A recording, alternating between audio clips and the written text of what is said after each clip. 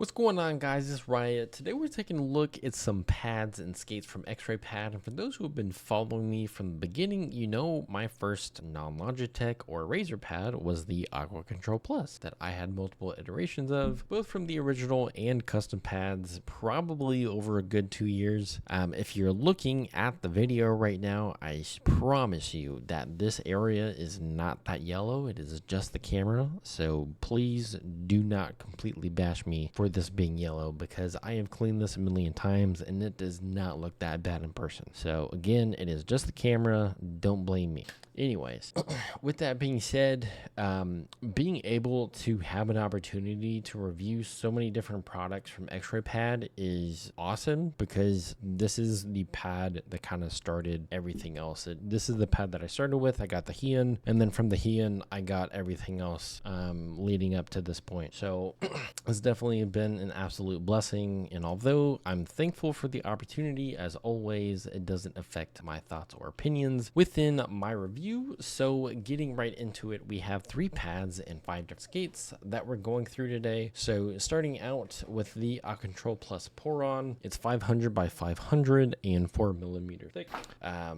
Stitching wise, all 3 across the board are going to be very good, very tight, very clean, and pretty close to the surface. So you're not going to have any issues with any of these 3 pads in terms of going across the stitching and having any issues with performance in game, or having any issues in terms of tracking if you go over it, because again, it's right up along the surface of the pad, so it's not going to be an issue. You're not going to have any issues with stitching across any 3 of these pads. Base wise, this has the PORON foam compared to the other 2. The PORON, this version definitely sticks to your desk better than the other 2 with the standard rubber that they use. This is definitely going to stick to your desk better, because it is PORON. It's going to feel more plush compared to the other 2. So if you're looking for a more plush pad, or something that's going to be closer to a soft, then this is definitely something that you want to look at compared to the other 2.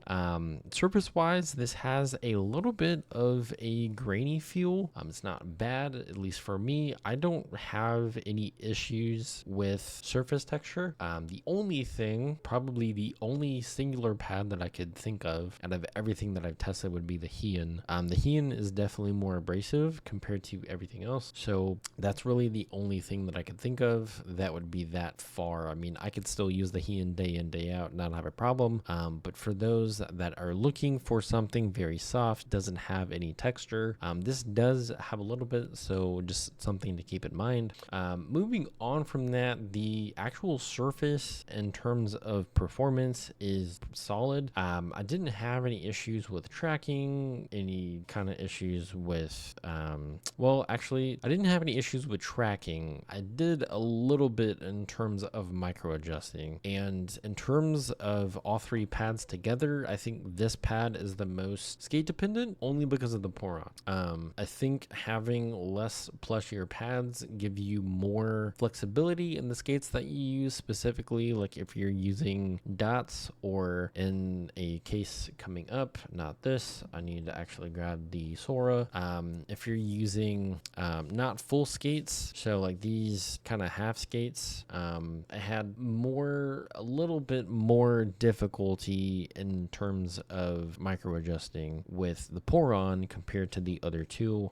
Again, it's not something that completely destroys your gameplay, just something that I wanted to throw out. So in terms of XY feeling, there's no issues with X or Y. It's pretty balanced across the board on this pad. So yeah, easy to start movements, no issues with static friction, offers a good amount of control. You're going to have a good amount of stopping power, good amount of speed too. So this is a very solid PORON pad. Next we have the Aqua Control Plus V2. It's 450 by 400, 3 to 4 millimeters depending on the variant that you get. Again, stitching is going to be the same. It's very close to the surface. Base wise, it has a standard rubber base, like they typically do. It has decent grip. It's not going to be as sticky as the PORON version whenever you put it on your desk. In terms of all 3, I think this one moves around the most, and that's the only negative that I have about the V2. Literally, it just does not stick to my desk as much as I wanted to. That is it. This still has a little bit of a grainy feel, but it's a little less grainy. It's a little softer. So I really love the V2. I think it's a huge step up from the original. Has a good amount of speed, good amount of control. X and Y feelings the same. So I mean, in terms of the typical Aqua Control Plus pad, the V2 compared to the original is the quality is much better. The stitching is higher. Well, the quality of the stitching is better.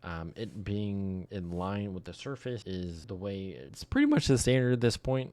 So I mean, stitching quality is better. Base, I mean, outside of it sticking to my desk, not as much as the PORON is again the only negative thing I have about it. Next, we have the Aqua Control Pro Mid. Comes in by 500 by 500 and it's 4 millimeters thick. This was honestly a little bit of a surprise to me, only because I think typically in most cases, whenever you're looking at speed pads, they're typically not as thick, whereas this is still 4 millimeters. And typically I've seen that in most kind of faster versions of the pad. Obviously it's still supposed to be a control pad, but this is definitely going to be faster because it's a mid. It is, I mean, across the board for all three, this is definitely the harder base of the three. Definitely less plush, so it definitely helps make it feel faster, because you're not going to have you're not going to have the same like slow down whenever you have more pressure into the pad. So surface wise, still going to have a little bit of grain.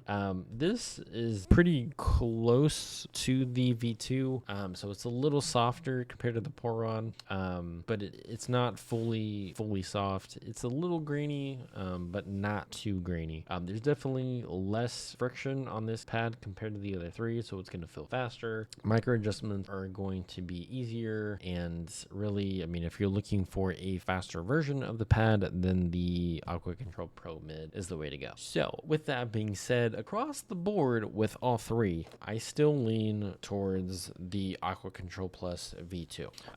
I really enjoyed using the Pro, but personally I really enjoy using the V2. I think it just provides, one, it's closer to what I'm used to, so it's probably the more personal side of just the what I'm used to using. There's no problem with either of the other two pads, but I think this is closest to what I'm used to. It's a more premium version of what I've had in the past. It still gives me a really good amount of consistent performance across the board with the mouse gates, and the only negative thing that I have for the pad is just it doesn't stick as well as the other two, and that's it. I mean, that's the only negative thing that I have to say about this pad. The one thing I would mention that I didn't think about is whenever I got this pad, it is not the pad's fault. I think just the way that it was shipped. The top corners took me quite a bit of time to try and flatten it out. You can tell that it's not fully tight. It's still kind of curved.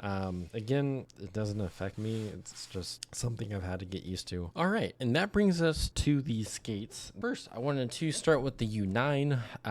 I use these on every type of pad as well as all the other skates, and these I would definitely recommend for glass. You can use them on cloth, but whenever X-Ray says that these provide more friction, these absolutely provide more friction. If you're using them on cloth, it is going to slow everything down a lot, and if you're using a speed pad, you're essentially going to be using a balance pad. So if you want that, then you can use the U9. I would definitely use this on glass. That would be my personal recommendation. And using these, one thing I did want to say is I used it on a controlled glass pad, not fully controlled, but I used the 10x Cataclysm, which is probably the slowest glass pad I have. Yeah, I mean, it's probably the slowest glass pad I have, and using these, even using it on glass, felt too slow. So I would definitely recommend using these on faster glass if you were looking for control. It definitely provides more friction, and I mean, on glass, these are honestly pretty sick. If you're looking for more control, using the Obsidians definitely provide control, but these are definitely going to provide a lot more friction. So if you're looking for more friction on glass to have a more controlled experience, then I would definitely check out the U9s. Moving into the Obsidians, using all three, I definitely prefer the Pro Airs the most. I've used the Obsidian Airs for a while. The Pro Airs just felt more consistent. It felt like it had a slightly smoother glide. It felt like tracking and micro adjusting just felt a little bit better over the Airs. So if you're looking for, at least for me, I feel like the Pro Airs were just a little bit better than the originals. So if you're looking for a slightly better experience, I would take a look at the Pro Airs. The one thing I want to talk about the Obsidian skates, I've had multiple versions of the full on multiple skates. I've never had any issues with the full versions. These were the half skates, so I use these on the Sora, and in one sense I liked it because given that these aren't entirely full skates, you could definitely tell that you get a little bit more speed compared to what you normally would with full skates, and you still get the same amount of control, but because you're not getting as much friction, it's a little bit faster. So I mean it's really in between using, if these were like the original Obsidian dots, these would be essentially the in between. Personally, I would go either full dots or I would go full skates. That's just my personal preference. There are people that are going to want the middle ground, and these are going to be absolutely perfect for you. They're just not perfect for me. What was perfect for me was the Jade Ultras. So if you look here, you'll see that there's a Ghost Glide sticker, and that is because I have used the Logitech version. I had the original version of this mouse. I had the super light version of this mouse. I had the second GPX2 version of this mouse. I have used every iteration of this mouse, and I have used a bunch of different full skates every single time. I don't know why I keep using full skates on this. I think whenever Fortnite first came out, probably within the first year and a half, whenever I was competing, I used full skates. Dots weren't even existent at that point, and I've just never, I don't know why. It's like only this mouse. I have dots on literally everything else but this. So if I ever use full size skates, this is going to be what I tested on. But the reason why I have the Ghost Glide sticker is because in using core pads on this mouse for a very long time, whenever Ghost Glides originally released their first set of full size skates, I used those for a long time, and that is exactly what was on this mouse until I got the Jade Ultras. And in using the Jade Ultras, these are fire. In terms of the regular Jades, I feel like these give you a little bit more control compared to the original Jades. I feel like the original Jades were more focused just on speed, whereas this just gives you a tiny bit more control, and it just makes tracking, target switching, everything just that much more comfortable. So yeah, I really loved the full size Jade Ultras. Would definitely recommend those. Next we have the donuts. If you're looking for skates, I've used donuts, I've used full skates. I know people that go back and forth depending on which one they prefer the most. Honestly, at least between these two, I definitely enjoy using donuts, but I preferred the performance of the Obsidian Pros, at least the Obsidian Pro Airs. I need to be very careful of that. I preferred the performance of the Obsidian Pro Airs. The Jade Airs are good. They definitely provide a good amount of speed. Obviously, these were donuts. These were very good to use. Good amount of speed. Obviously, there should be less control. But in terms of just my personal performance, I definitely preferred the Obsidian Pro Airs the most across the board, unless I was using full size, which in this case I'm using on the GPX. But in every other situation, I would definitely recommend the Obsidian Pro Airs, at least for me. I think it provides the most consistent performance across the board. I know others that would say that the Jades provide more consistency across the board, because it gives you a little bit more speed compared to the Obsidians. With that being said, if you have any questions, feel free to throw them in the comment section down below, and I will catch you all next time. Start a riot.